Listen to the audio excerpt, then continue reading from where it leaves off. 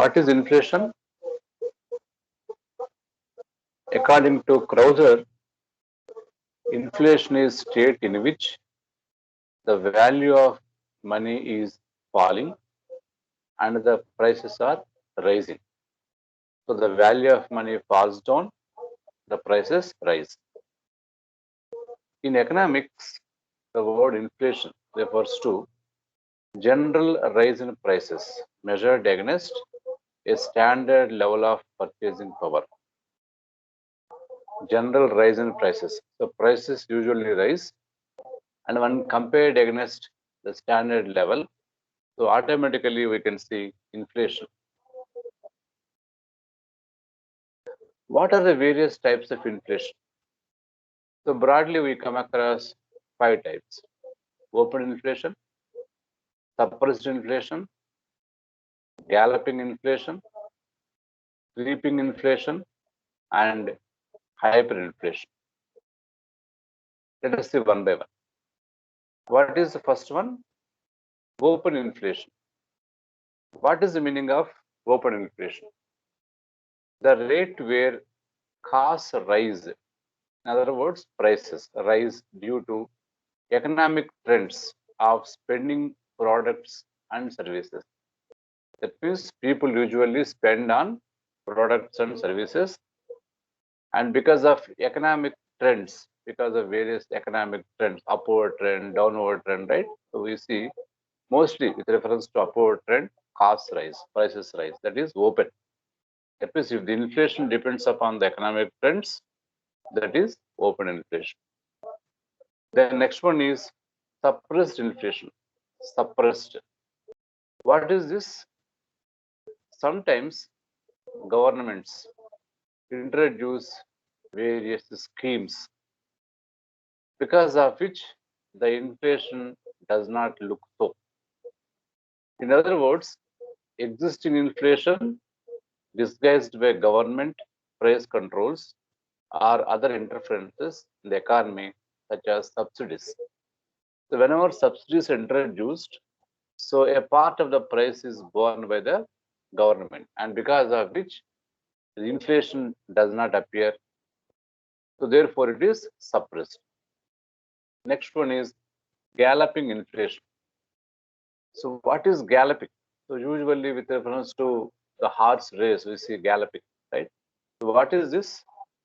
Very rapid inflation, very fast inflation, which is almost impossible to reduce. So uncontrollable. So galloping speed means at a very high speed, which is uncontrollable. So that is called galloping inflation. And fourth one is creeping inflation, like a creepers. No, in our houses we find creepers. So there you can see a spreading of creepers on the walls. Okay, so on various objects, etc. Trees, plants, etc. So here, what is this? Circumstance where the inflation of a nation increases gradually. So creeping means what? Increasing gradually, continually over time.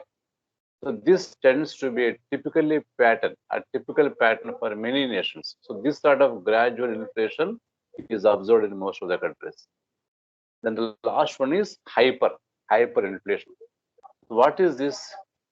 Hyperinflation is caused mainly by excessive deficit spending, financed by printing more money by a government. So we all know the governments, whenever they go for deficit budget, so the expenditure is more, the revenue is less. So deficit budget, that is called. In that case, what happens? The governments have to pump in money, or they have to print more money. And because of more money printing, more money is circulated, and which leads to hyperinflation. Like that, we can see the 5 types of inflation. Next one is, what are the causes of inflation?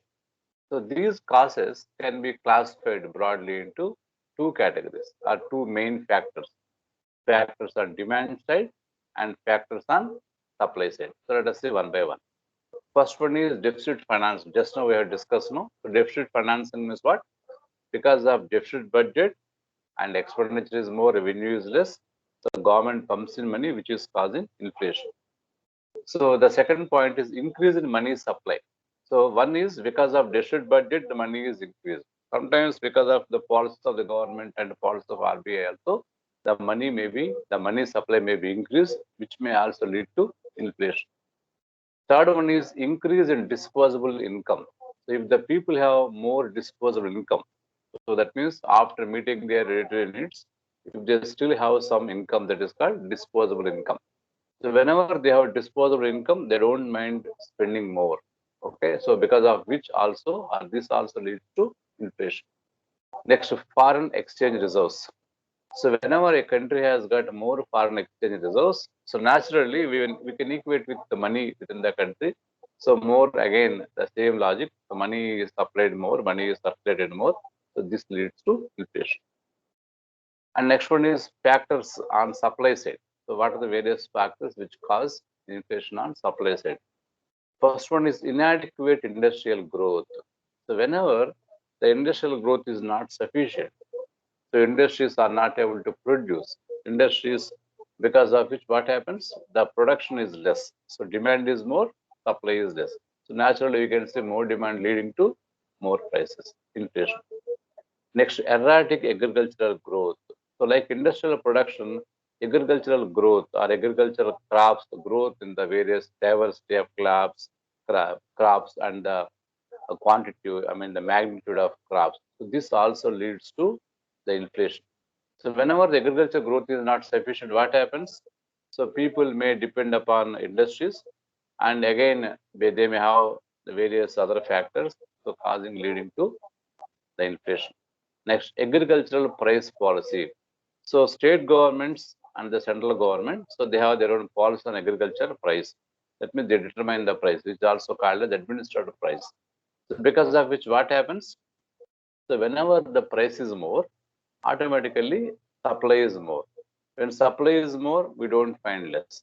We don't find much inflation. But opposite happens mostly. The price is less. The government offered price is less. So naturally, they go towards the private. And again, you can see the imbalance between demand and supply leading to the inflation. Then what is the effect of inflation? So they add inefficiencies in the market. So inflation, the first and foremost effect impact is what? Inefficiencies in the market. What is inflation? Rate of prices. So whenever the market is inefficient, whenever the market is not able to meet the demand with available resources or efficiently, so that leads to, that is the main impact of inflation. Next, uncertainty about the future purchasing power of money. So whenever people doubt, whenever, so the inflation leads to uncertainty about the purchasing power of money. So money may come down, purchasing power may go up, purchasing power come down because of inflation. Next, increased instability in currency exchange prices. So inflation also leads to increased instability. So currency exchange prices. So between the nations, you have got currency exchange prices. And because of inflation, what happens? The instability increases.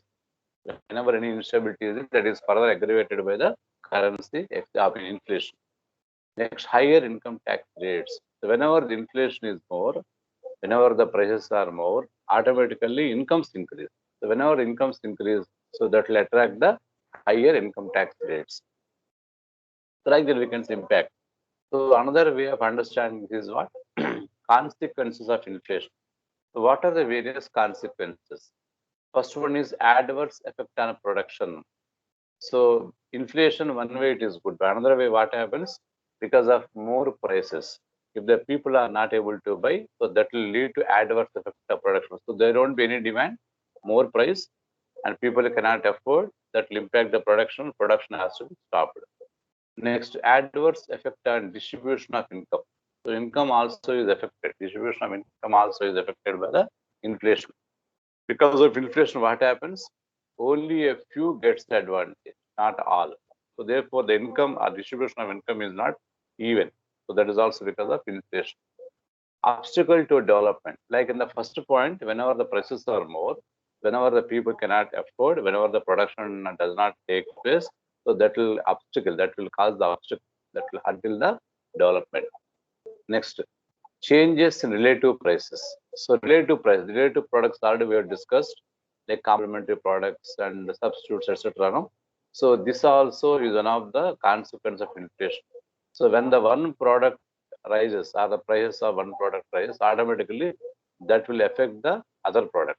Suppose let us say brew price increases, like we discussed the other day, and that will impact the demand, or that will influence positively the demand for other, like let us say the substitute Nescafe. So therefore, changes in relative price also is one of the causes of inflation. Next, adverse effect on the balance of payments. So between the nations, the trade takes place. So exports, imports. So more the exports, that is good for any country. But because of inflation, what happens? The price is more. And whenever the price is more, they cannot export, they cannot get more foreign exchange. So that is the adverse effect of inflation on the balance of payment. Next, what are the measures of to be taken? What are the various measures taken by governments, mostly to curb, to control the inflation? So broadly, we come across three types of measures. First one is monetary policy. So monetary policy is one of the tools of the governments with regard to controlling or regulating inflation. Under that, we come across first one is credit control.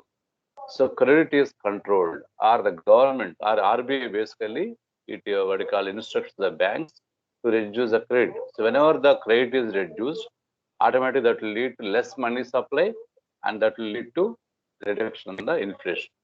Next, demonetization of currency. So whenever the currency is more, whenever the supply of currency is more, so governments, like recently, our government of India in 2015, it has demonetized. So it has withdrawn the currencies like 500 notes and 1000 notes, and because of which money is tight, circulation of money is tight, that can automatically lead to reduction in inflation. Issue of new currency. So whenever the new currency issued also, it will take some time to get it evenly distributed. In the meanwhile, people don't spend sufficient money, and the prices will automatically come down, or inflation can automatically controlled. Next, fiscal policy. Another main measure of the government is what? Fiscal policy. So under this, we come across reduction in unnecessary expenditure. So because of fiscal policy of the governments, unnecessary expenditures are controlled. So in the government institutions, in the private institutions, and at a large, on the whole, of course, people also, because of the fiscal policy. And whenever unnecessary expenditure is controlled, that will control the inflation. Next, increase in taxes. So whenever the taxes increase, what happens? The money with the people is less. Automatically, money is controlled, like in the case of credit control, so leading to control of inflation. Next, increase in savings. So whenever people have money, that will lead to inflation. But whenever due to taxes, money is paid to government, and due to savings, that because of savings, if the people start the savings, so the money is deposited in the bank. So circulation, the money in circulation is reduced, so automatically that will control the inflation. Surplus budgets, like we discussed earlier, in case of deficit budgets, money is more. In surplus budgets, money is less. So that also leads to control of inflation. Public debt, like in case of deposits, similarly, government also may issue some bonds, etc. And because of which, what happens? The money in circulation is less. Automatically, that will lead to control of inflation. And apart from these two, monetary policy, fiscal policy, the next one are other types or other third categories. What we come across, increase production. So if your production is increased, automatically it will meet the supply. So whenever the supply and production are balanced, demand and supply are balanced, what happens? The prices will come down automatically. So whenever the production is less and that is supply is less, demand is more, prices may increase. But whenever the price is more than, the production is more than the demand, automatically we can see reduction of inflation. Rational wage policy. So wage policy, in other words, if the wages are given, or if wages are very flexible, very profoundly they are paid, so money will be circulated more. So whenever it is rational wage policy, our government is very rational in terms of fixing the wage rates, and because of which people have less income or reasonable income, rational income, and because of which money in circulation is not much, and that will automatically lead to control of inflation. Last one is price control. So whenever the prices increase, the governments also have to control the prices. So whenever the government controls, automatically inflation is directly controlled. instead of production and instead of other measures. This is one of the direct methods of regulating or controlling the inflation. So thank you very much. And if you have any doubts, you can ask.